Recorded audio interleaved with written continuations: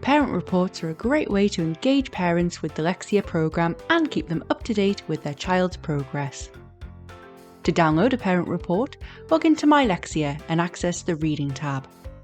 Click into a class and select the student you would like to download the parent report for. Once in the student overview, select the Skills Report button. Here you will have the option to print a parent version of this report. Simply hover over Print and select the Parent Report option. This will provide a little more information for parents and enable them to see detailed progress for their child. Now you can choose Print to send a copy home or Download to send digitally. Need to print multiple students' parent reports at once?